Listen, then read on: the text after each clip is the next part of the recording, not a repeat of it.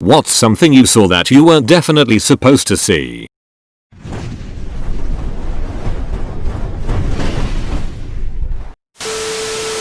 I was a nosy child and I was looking through my grandmother's address phone number book. She had little post-its tucked in random places. I came across a note that was a list of things she wanted to do to be happy, and one of them was find a man that loves me. My grandfather had died a while back, probably 8 years previous. It didn't make me sad then, but it really does now because she has dementia and can't remember things that happened a few seconds ago. I have the same first name as the CFO of my former employer. The CEO was not very technically savvy and emailed me confidential company documents more than once. I went to pay a ticket I got while driving with my headlights turned off. I walked into the courthouse office I was supposed to be in and looked through the glass to see the elected male sheriff giving the female magistrate a back and shoulder rub. They both went white when I knocked on the glass. The sheriff immediately stopped and walked to another room. The magistrate gave me the weirdest look and said, "I guess Christmas came early for you" stamp, and gave me the receipt of the voided ticket. Sometimes it pays to see something you're not supposed to see. When I was about 9 years old, I was sat in my mum's car at a T-junction right at the front and I was in the passenger seat. On the opposite side of the T-junction was a hill with a bunch of houses on and a path going directly up the hill which had quite tall fences on either side. I could see a woman walking down the hill with a big pushchair in front of her, and her view of the path along the road was obstructed by the fences. She just walked out onto the path, pushchair first, and didn't see that there was a guy on a bike cycling along the pathway. He couldn't see her either as she was obscured by the fence. He swerved to miss the pushchair and came flying off the bike and straight into the road. Just at the moment a lorry drove by and it ran straight over his head. Me and my mum saw everything. She quickly put her hand in front of my face so I couldn't see, but it was too late. I can still remember the woman's screams and seeing the blood splattered on the road. My mum had to stick around to tell the police what had happened as we saw the whole thing play out. I remember my mum taking me home and buying us pizza and us spending the whole night on the sofa under the duvet as it clearly messed her up too. I had nightmares about it for years, but I haven't thought about it for a little while until I started reading some of the other stories here. On Thanksgiving when I was like 15, my older and younger brother had both been arguing with my mom all day long. My older brother kept saying how much of a bitch she was. I walked into her room that evening and saw her standing by her bed with a few pill bottles open sitting on the nightstand and her crying while holding a handful of pills. I didn't say anything, just walked over and gave her a hug and held her for like an hour.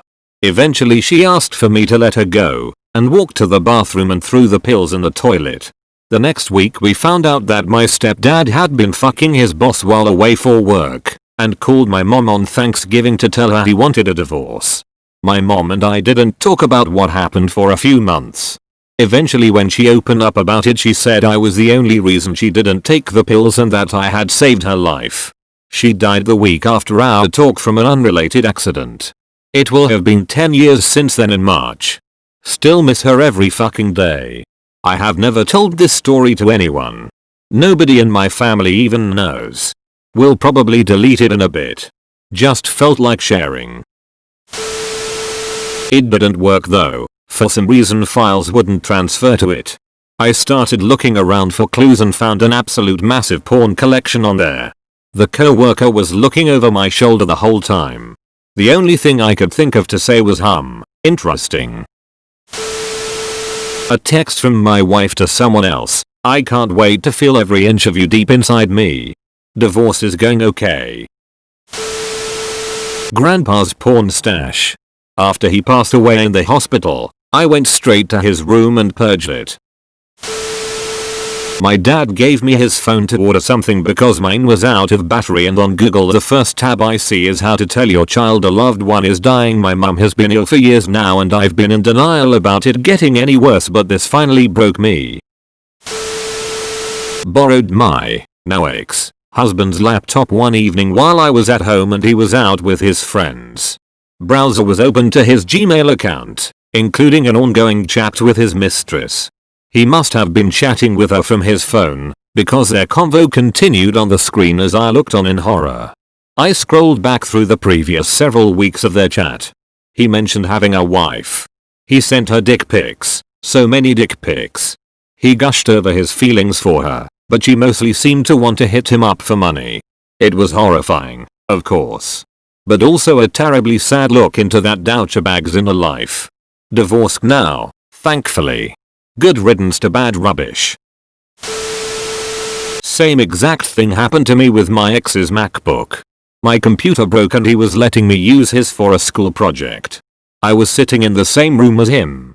He had his text window open on his computer and all of a sudden, I see this convo with him and another woman where she's planning to come over as soon as I left for work. They were trying to time it so she got there right when I left. The worst part of it all was she kept going on and on about how she couldn't wait to play with my cat. My fucking cat. Those are fighting words. Fuck them both. I'm happily married to someone else and my cat is still my bestie. My mom's old friend came over. She is a little crazy but sweet, too. She said I looked just like her daughter, and then spent about 10 minutes scrolling through her camera roll with me to find a picture of her. In the process I saw like 2-3 dick pics. She was a bit embarrassed but just said I'm sure you've seen a penis before, sorry. I assured her it was fine. I am a cybersecurity consultant for a large consulting firm and I was brought in to conduct a pen test, authorized hacking to find vulnerabilities. I gained access to one of the employees' laptop and he had linked his personal Dropbox account, with hundreds of images of child porn inside. Pictures of kids tied up, gagged and tortured. It was horrific. It still makes me nauseous to this day. I reported it to my leadership and HR, and the police were soon involved. The man is in prison now. When I was young, maybe 6-8, I was at my grandparents' house. I was talking with my grandma and said I wonder if there is a website named after me. She was just as curious as me so we go to look it up. I type in my name then .com and to both of our horrors it was a porn website. My childhood best friend found her stepmom's diary a few years back.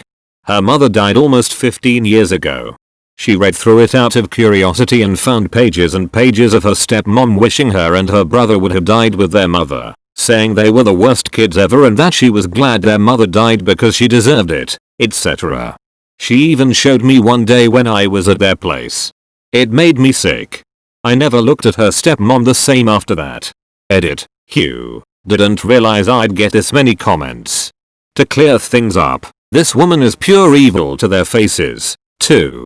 Anytime stepmom starts an argument with my friend's dad over the most ridiculous things, as if she's just trying to start something, she always goes straight to trash talking the kids loud enough for everybody in the house to hear. If I recall correctly, she actually put her hands on both my friend and her brother. This is my friend's house legally, her mom gave it to her in her will.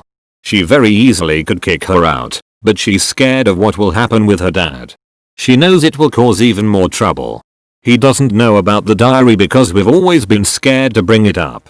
Her brother is long moved out. When I was younger I was at a friend's house sleeping over playing video games on the N64. We wanted a late night snack and went downstairs to get some cookies and we saw his mum with another man kissing. Wasn't sure if it got to the other point. On the lounge as he cried and said you're not my dad and sadly this was the last time I spoke to him because he had to move away with his father. I teach high school. While I was taking attendance at the beginning of a Zoom class a few months ago, one of the girls in the class was clearly video chatting with her boyfriend on the side, because she lifted up her shirt for him and flashed the whole class. That made for an awkward communication to her parents. Yesterday my dog was barking while I was FaceTiming a friend. I went out to the gate to see what he was barking at, it's 9 feet high, and peeped through the handhold to see my next door neighbor taking a piss on the land between our places.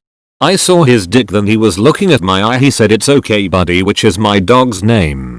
So yesterday I saw my next door neighbor's dick then held eye contact for a second. Album and a shoebox full of Polaroid sex shots of my grandmother, VHS tapes of my grandparents having group sex with other people, their bestiality fetish tapes, Their Nazi paraphernalia. Found it all while clearing out my grandfather's trailer after he died. When I was 7 or 8 I watched my 70+ neighbor have a heart attack and drop to the ground, face completely blue, eyes rolling into the back of his head, about a meter away from me. I feel like there was blood too, but I'm not 100% sure about that bit. I had to run and get an adult to call an ambulance. I'm positive I saw him momentarily die, but the paramedics managed to bring him back. No child should have to see that. It's fucked up. My brother and I were very curious children. One day he pulled me into our spare bathroom all excited because he had found a huge surprise in the garbage can beside the toilet. Inside the garbage can there was a tortilla chip bag with a whole bunch of rolled up things inside. We opened it up thinking that they were surprise toys, like kinda surprise, left inside the bag by accident. Nope, they were my mom's bloody pads. My sister's boyfriend let his curiosity get the better of him and he opened one of the gift wrapped things in the garbage can in the bathroom. Surprise, bloody tampon. He wondered for so long why these things kept appearing all wrapped up. She would literally make them into a square shape and place them in the bin. In the 7th grade I was walking out of the locker room. I heard the girls' locker room door open, and me being a human responded at a sudden noise and looked over to see one of the girls walk out. We make normal human eye contact. At this point everything is normal, but in the corner of my eye, I was somehow at a perfect angle to see one of my classmates with her pants down. Needless to say I worked hard to consciously not look in that direction again. I was at a party at an acquaintance and his girlfriends. They had a nice apartment and quite expensive taste in clothing, furniture, art and liked to travel a lot. They also like to show off this lifestyle on social media. Anyway, later in the evening my phone was dying so I asked if they had a charger I could borrow.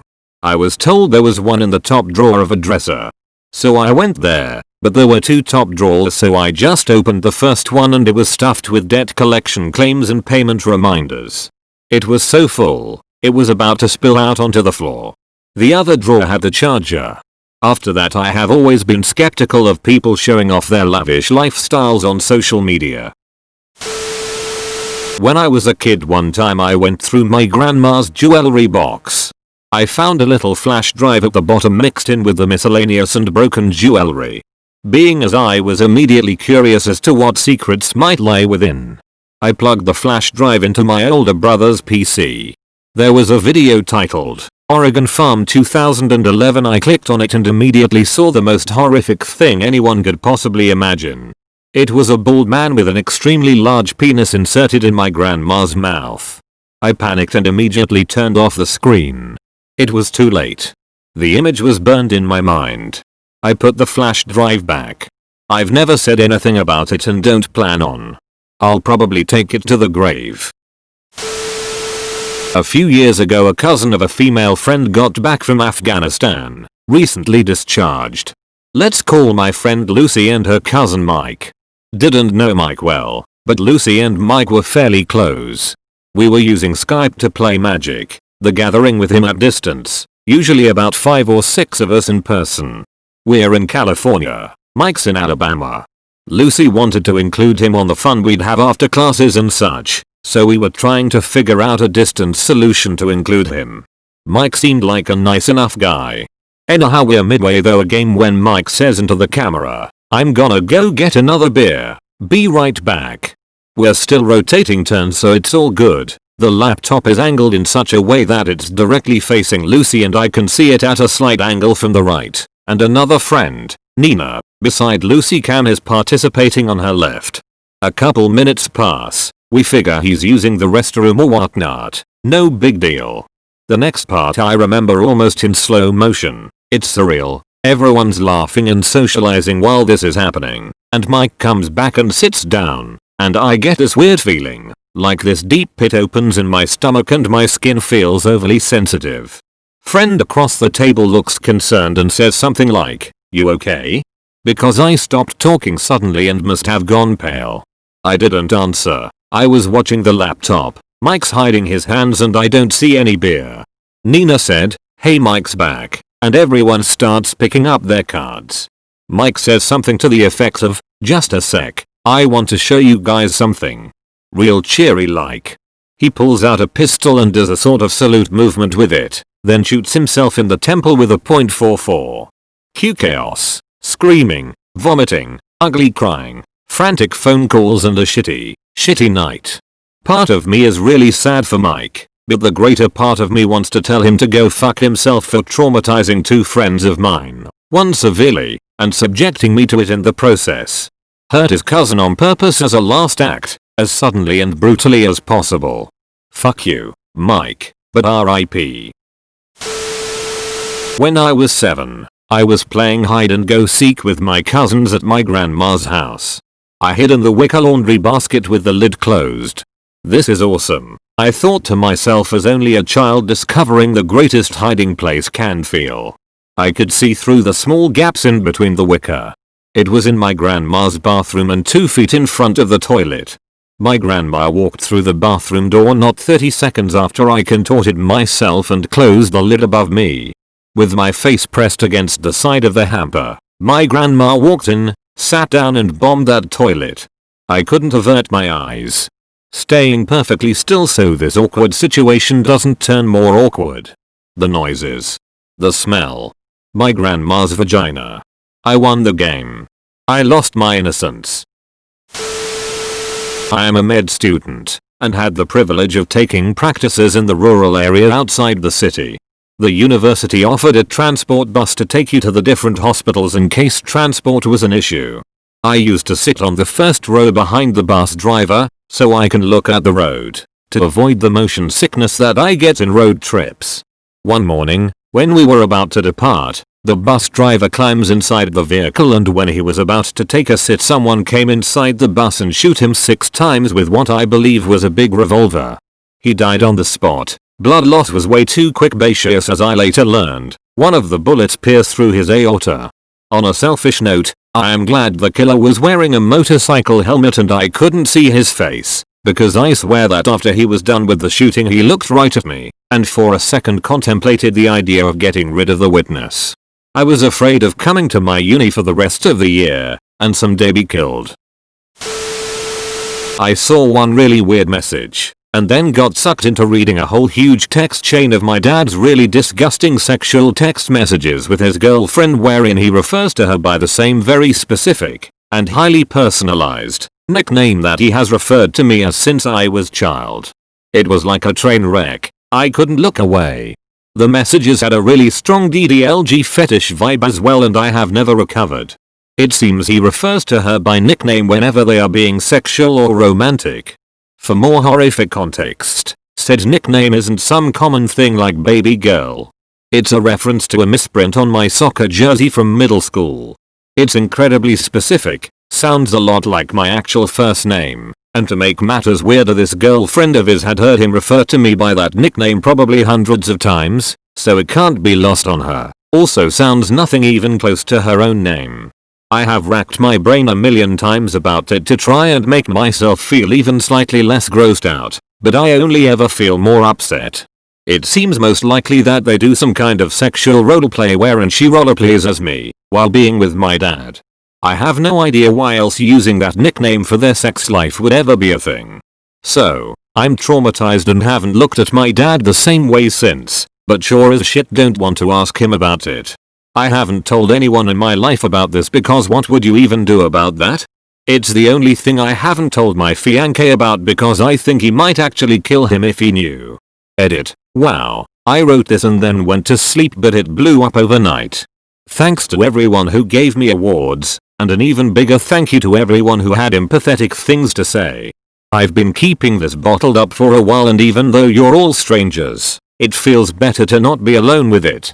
To everyone trying to educate me about kinks to make me feel better, I am plenty aware of how fetishes and kinks work, and no it doesn't make me feel any better. Doesn't help. Still disgusting. People who are upset about the breach of privacy. He asked me to get his iPad connected to the Wi-Fi and set up all his media on it. While I was doing this he started getting bombarded with notifications of texts from his GF. A glance at the banner for one text in particular made me go wait, what? It can't be that. Once I started reading, my fears were confirmed.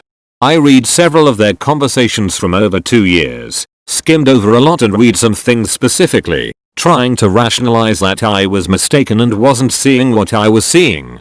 I couldn't look away. It felt like I had to keep reading to try to find some explanation or to make it less real. In all honesty, I do not feel bad about violating his privacy given the circumstances. To everyone saying at least your dad never molested you or abused you. There have been a lot of things over the years that I wrote off but am now re-evaluating. Suffice to say that some of the very strange way he's related to me now make upsettingly more sense.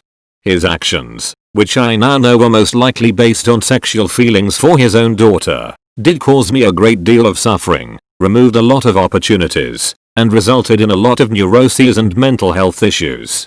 But you're right, he never fucked me. What a hero. Give him a medal for resisting the urge to fuck his daughter. Thanks for watching, and don't forget to like and subscribe.